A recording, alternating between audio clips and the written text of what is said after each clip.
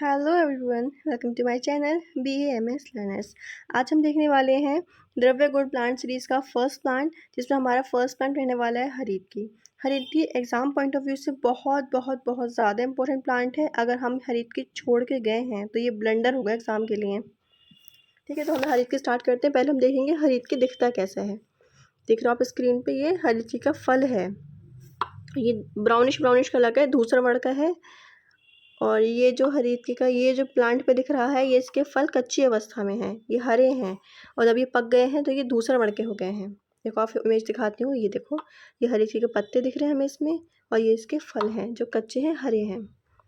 इसके बाद हम बात करते हैं, स्टार्ट करते हैं हरीत की। तो बोटानिकल नेम से स्टार्ट करते हैं। इसका बोटानिकल नेम क्या होता है? टर्मिनेलिया चैबोला।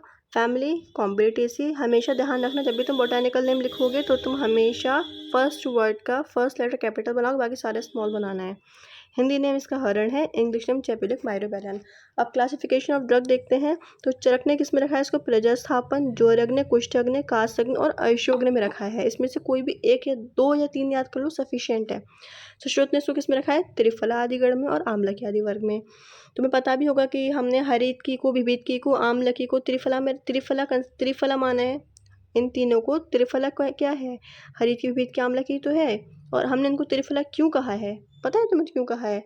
क्योंकि हरित की, विभित की और आम्लकी इन तीनों का फल ही यूज होता है, इसलिए हमने इनको क्या बोला है? त्रिफला बोला है, इनके तीन फल।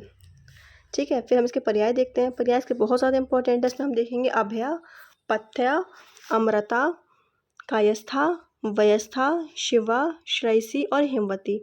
इसमें से तुम्हारा एक तो ये अभया बहुत इंपॉर्टेंट है, एक पथ्या बहुत इंपॉर्टेंट है। पथ्या क्यों इंपॉर्टेंट है? क्योंकि पथ्या मतलब जो हमारे लिए हितकर हो, इसलिए इसको पथ्या बोला गया है। श्रेयसी बहुत इंपॉर्टेंट है, और इसमें से कोई भी एक भी पर्याय आ सकता है जो क्वेश्चन में पूछ लेगा और कहेगा इस प्लांट को हमें इस प्लांट के बारे में लिखो। यानी कि तुम्हें हो सकता है हरित की ना दे और हाल तुम्हें श्रेयसी दे दे, और श्रेयसी दे के पूछे इसका बोटानिकल नेम, फैमिली, उसका गण, उसकी मॉर्फोलॉजी वगैरह डिस्कस करो। समझ रहे हो? उसने सारे, एक बार हमें सारे ही पर्याय को देख लेना बहुत ज़्यादा इंपॉर्टेंट होता है, क्योंकि हमें नहीं मालूम है एग्जाम में एग्जामिनर कौन सा पर्याय दे दे और उस पूरे प्लांट के बारे में पूछ ले। फिर हम बात करते हैं इसके स्वरूप की। तो स्वरूप में हम देखते हैं इसका जो प्लांट जो होता है, अभी मैंने बताया कि इसका प्लांट कैसे होता है, बड़ा वृक्ष होता है जो 50 से 80 फीट ऊंचा होता है। त्वक इसकी कैसी होती है? गहरे भूरे रंग की, ब्राउनिश कलर की होती है, और लंबाई में फटी फटी होती है, यानी कि उसमें लकीरें सी खिंची होती हैं। इसका जो पत्र होता है वो अंडाकार होता है, 3 से 8 इंच लंबे पत्ते होते हैं, और पत्रवत के वृंत पर 2 ग्रंथियां होती हैं, यानी कि थोड़ा सोलन होता है। जो उसका लीफ बेस होता है ना, वो सोलन होता है। और 7 से 8 जोड़े उसमें सिराएं होती हैं। 7 से 8 जोड़े क्या होती हैं? सिराएं होती हैं।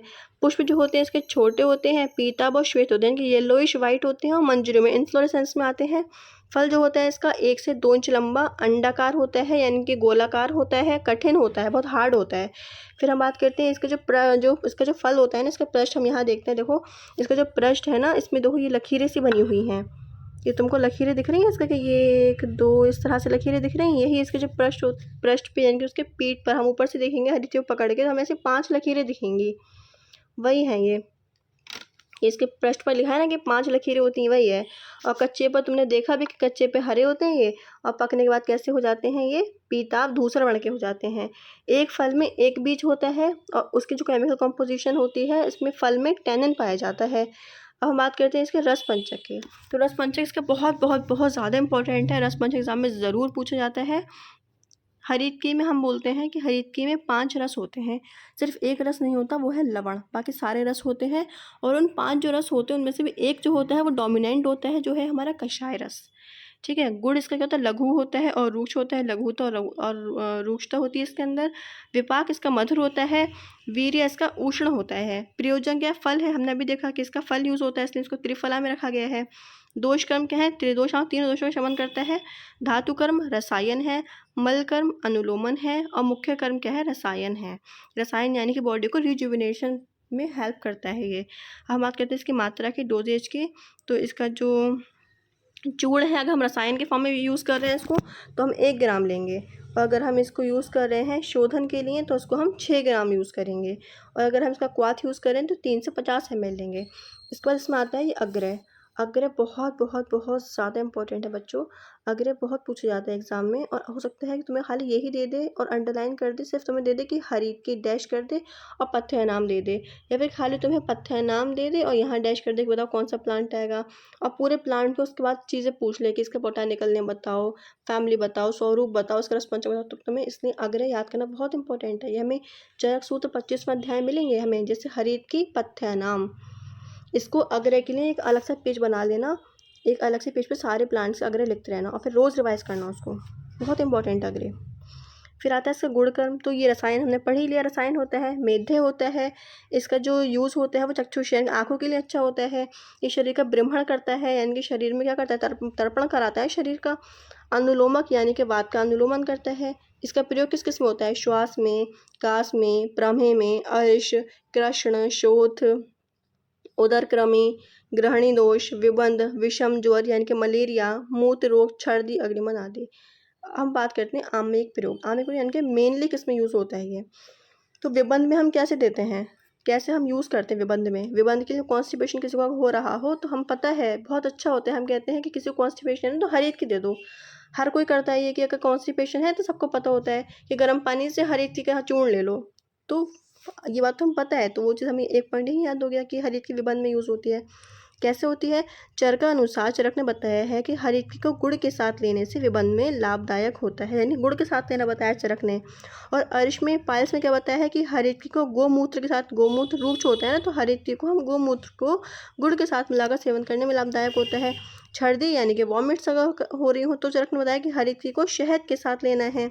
और परिणाम शूल में यानी कि ज्यूडनल अल्सर में, शूल में भाव प्रकाश ने क्या कहा कि हर एक को गुड़ या चीनी के साथ प्रयोग करने से परिणाम शूल में आराम मिलता है। अब हम बात करते हैं फॉर्मुलेशन के योग की। ये भी एग्जाम में पूछा जाता है कि हरित के आदि चूर्ण किस में यूज़ होता है, उदाव्रत में। हरित के आदि क्वाथ विबंध में। त्रिफला गुगलू बहुत इंपॉर्टेंट है, शोथ में और अर्श में यूज़ होता है। अभ्य अरिष्ट, अभ्य किसको कहते हैं, हरित को, तो हरित का जो अरिष्ट है उसको हमने नाम रख दिया उन्होंने अभ्य अरिष्ट, विबंध में और अर्श में यूज़ होता है। त्रिफला घृत यानी कि हरित की, विभित के, आंवला की, तीनों चीज़ों का इसमें घृत यूज़ होगा। कामला में और तिमिर रोग में, नेत्र रोग में यूज़ होगा। दशमूल हरित की वेरी इंपॉर्टेंट, अरोचक में और उदर रोग में। दंती हरित की आन्हा गुल्म रोग। अगस्त हरित की श्वासोकास। एक बार सबको रीड कर लेना और 2-3 अच्छे से याद कर लेना, ठीक है। नेक्स्ट हमारा प्लांट रहने वाला है विविध की, तो उसके लिए हमें लाइक करें, कमेंट करें और हमारा पेज को शेयर करें। Bye bye. अगर कोई भी तुमको डाउट हो इसमें तो तुम मुझे कमेंट कर सकते हो, मैं रिप्लाई करूँगी तुम्हें, ठीक है। Bye bye.